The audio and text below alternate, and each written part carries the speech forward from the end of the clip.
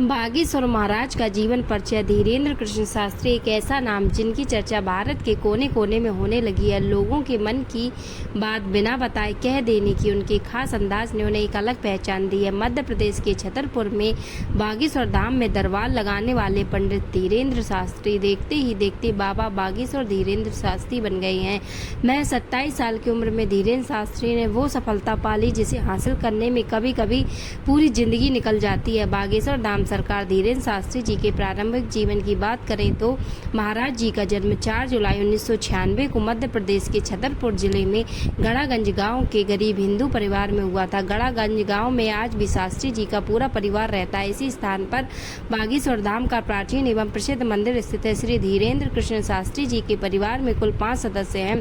धीरेन्द्र शास्त्री जी के पिता का नाम राम कृपाल गर्ग और इनकी माता जी का नाम सरोज गर्ग है। इनके एक छोटे भाई शालिग्राम गर्ग है जो स्वयं भी बागेश्वर धाम को समर्पित हैं और एक बहन है जिनका नाम रीता गर्ग है। महाराज जी के दादाजी पंडित भगवान दास गर्ग भी बागेश्वर धाम में अपना दरबार लगाया करते हैं। धीरेन्द्र शास्त्री जी ने अपनी प्रारंभिक शिक्षा गड़ा गांव के सरकारी स्कूल से पूरी की थी और इन्होंने केवल 12 वर्ष की आयु में ही बागेश्वर धाम में प्रवचन देना शुरू कर दिया। इनके दादाजी पंडित भगवान दास गर्ग ने चित्रकूट के निर्मोही अखाड़े से दीक्षा प्राप्त की थी, जिसके बाद महाराज जी के दादाजी द्वारा बागेश्वर धाम का जीर्णोद्धार करवाया गया, जो आज वर्तमान समय में काफी प्रचलित है। महाराज जी का शुरुआती जीवन बेहद ही कठिनाईपूर्ण रहा है, जहां इनका परिवार छोटे एवं कच्चे मकान में रहकर जैसे तैसे अपना जीवन यापन करता था। धीरेन्द्र शास्त्री जी को अपने दादाजी के सानिध्य में ही रामायण और भगवत गीता से लगा हुआ इन्हें लेकर यह भी माना जाता है कि इनके ऊपर बालाजी हनुमान जी की असीम कृपा होने से इन्हें बहुत सी सिद्धियां प्राप्त हुई और बेहद ही कम उम्र में महाराज जी ने मुकाम हासिल कर लिया। धीरेन्द्र कृष्ण शास्त्री जी के गुरु धीरेन्द्र कृष्ण शास्त्री जी का जन्म एक ब्राह्मण परिवार में होने से उन्हें बचपन से ही घर में पूजा पाठ और भक्ति का माहौल मिला था। उनके दादाजी भगवान दास गर्ग के सानिध्य में बड़े होने पर उन्हें ही रामायण और भगवत गीता से लगा हुआ और उन्होंने अपने दादाजी को अपना गुरु बनाया।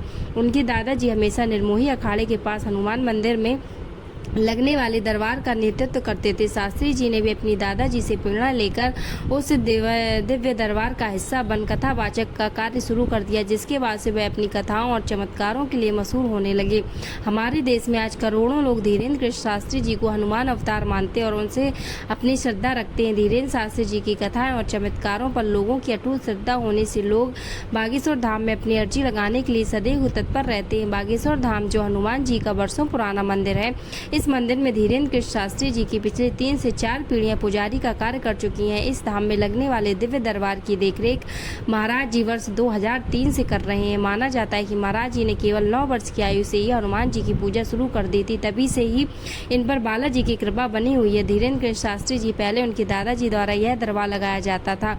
इन्होंने ही बागेश्वर धाम का पुनर्निर्माण करवाया था, जिसके बाद शास्त्री जी द्वारा इस परंपरा को आगे बढ़ाया गया और बागेश्वर धाम का कार्यभार संभाला।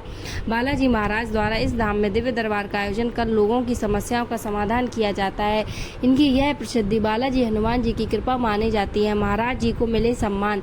बागेश्वर धाम के धीरेन्द्र कृष्ण शास्त्री जी को सनातन धर्म के प्रचार एवं दिव्य दरबार में लगने वाली उनकी कथाओं के लिए देश एवं विदेश में काफी प्रसिद्धि मिली है। वर्ष 2022 में शास्त्री जी को 3 पुरस्कारों से सम्मानित किया गया। इनमें जून 2022 में ब्रिटेन के दौरे पर इन्हें संत शिरोमणि पुरस्कार के साथ साथ वर्ल्ड ऑफ लंदन और वर्ल्ड बुक ऑफ यूरोप नामक पुरस्कारों से सम्मानित किया गया। वहीं 14 जून 2022 में शास्त्री जी को यह 3 पुरस्कार ब्रिटिश सांसद द्वारा दिए गए। शास्त्री जी को मिले यह पुरस्कार भारत के लिए गौरव की बात है। दोस्तों, कैसा लगा वीडियो हमें कमेंट्स में बताएं और ऐसे ही वीडियोज़ के लिए इस चैनल को सब्सक्राइब करें, वीडियो को लाइक करें, शेयर करें। धन्यवाद।